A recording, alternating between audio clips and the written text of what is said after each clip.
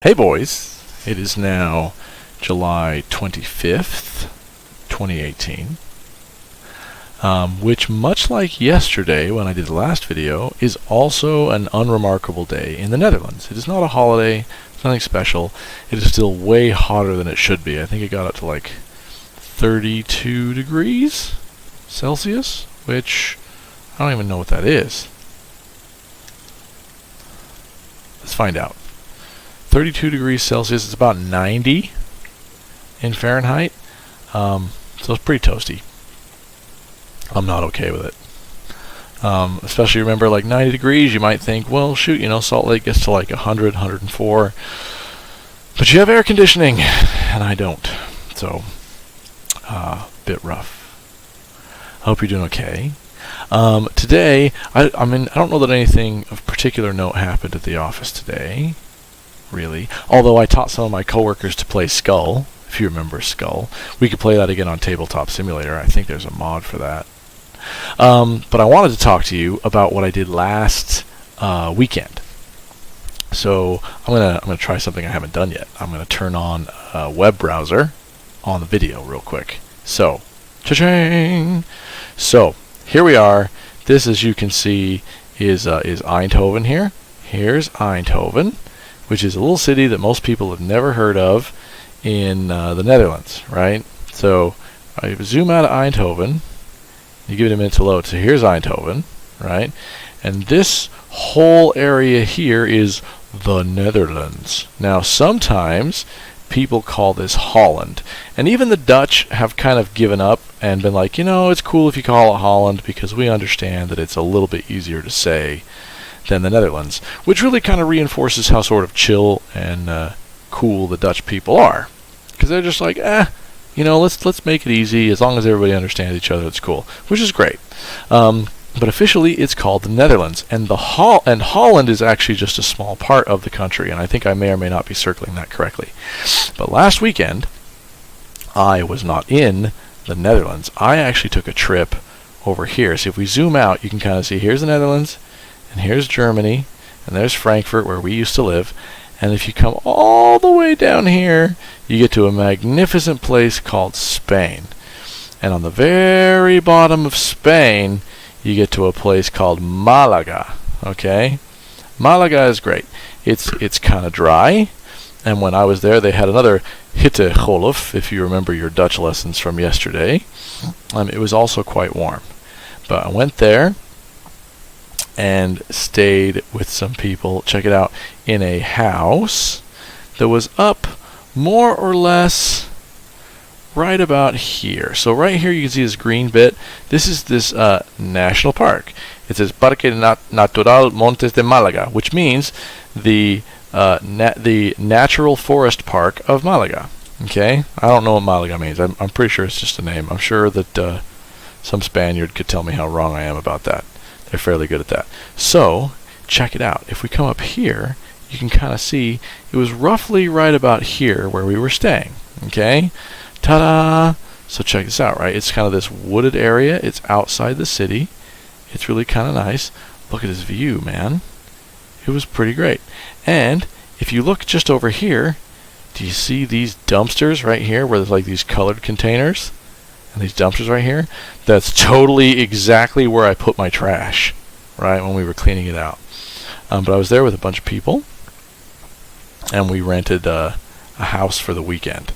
So it was a bit dry, but the weekends were super nice. And then we went to this place over, let me see if I can find it here. It was over here, called Nerja. I went to Nerja, and there's this place called Playa Burriana, which means, playa means beach in Spanish, and Burriana, I don't know. You're going to have to ask somebody whose Spanish is better than mine.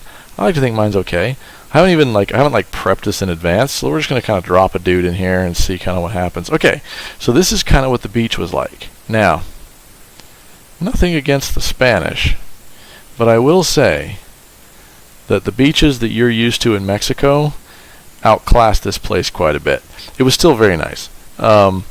But as you can see in this picture, it's kind of like rocky, rather than like being just sandy beach, there's also like a bunch of pebbles. But the more out to the sea you go, you get sand. You can see that the sand kind of gets finer here. However, the sea is approximately half a degree warmer than freezing. It was super cold, which was crazy because the weather was super hot. So it was like you'd get super, super hot, and then you would get super, super cold going in the water when you tried to get away from the heat. Let me see if I can find another view. But yeah, so this is kind of where we were at here. Yeah, totally.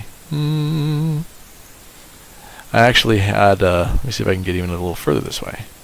I had lunch in this restaurant right here, the Montemar.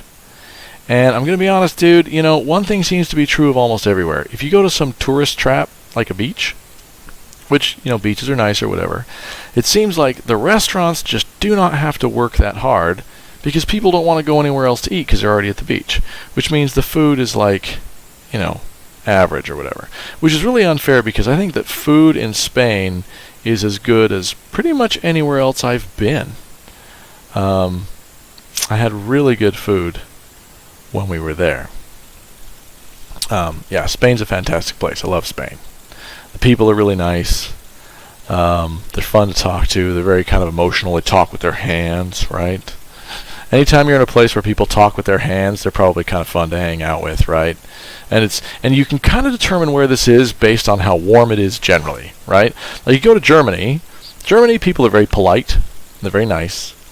But I wouldn't say they're the most emotional people in general. Obviously, like in any culture, you're going to find people who are bonkers crazy. You're going to find people that are serial killers. You're going to find people that are terrifyingly ugly. You're going to find people that love to be tax accountants. It doesn't really matter where you go. But I think that, like, from a cultural standpoint, you get to where there's at least a bit of an average. So, and there are some countries, or some parts of some countries, where people talk with their hands.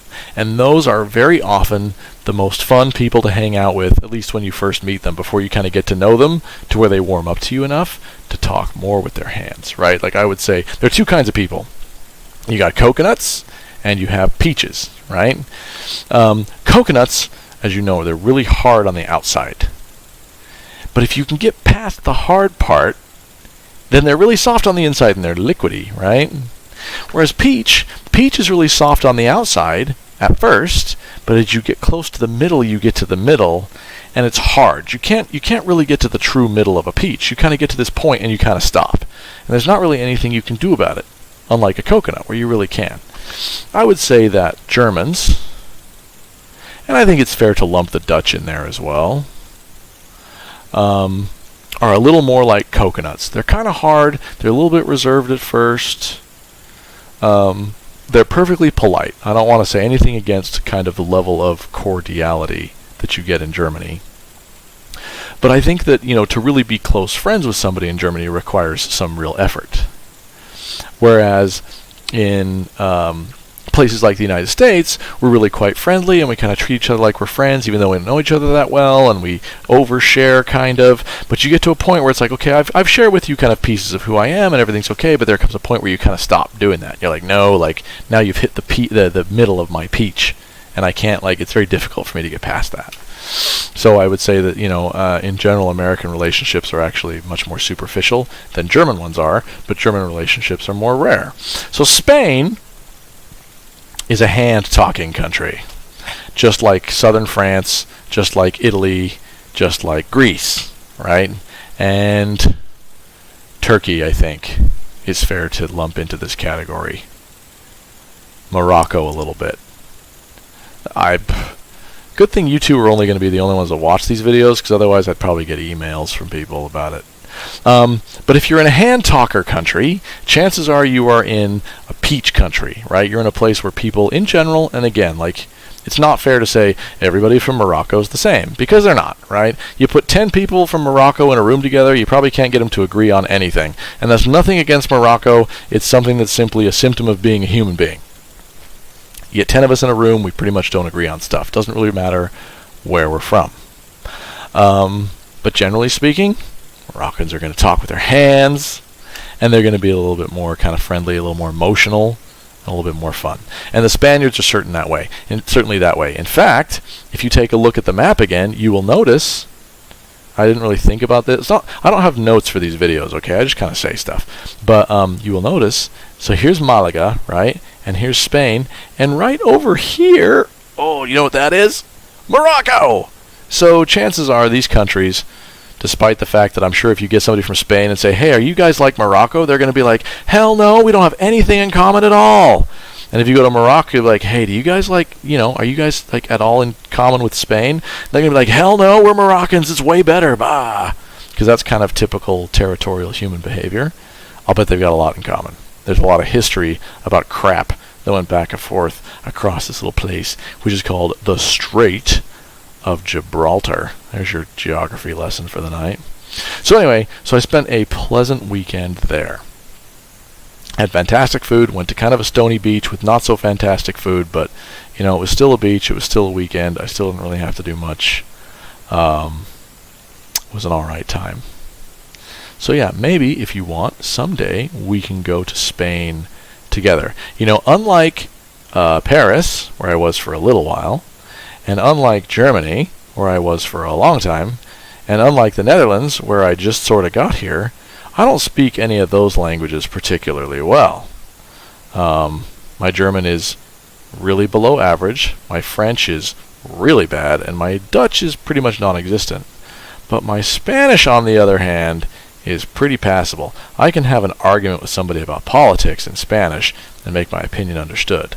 So sometimes it's a little bit fun for me to go there just because, there are moments when you live as a foreigner in a foreign country or a foreign city where you kind of feel like a little bit of an outsider. You can't read the signs. You don't understand every element of the culture, or in this case, just about any element of the culture. And sometimes it's a little bit refreshing to go somewhere that's still foreign, where you understand stuff, because it kind of makes you feel like you are capable of it. It's like, okay, I live somewhere now where maybe I don't understand everything. Maybe I don't understand almost anything. But I've done it before, and I did it pretty well, and maybe I can do it again. So in that sense, Spain is kind of a morale boost for me, I think. So anyway, I will not continue to bore you. I hope you guys are doing okay.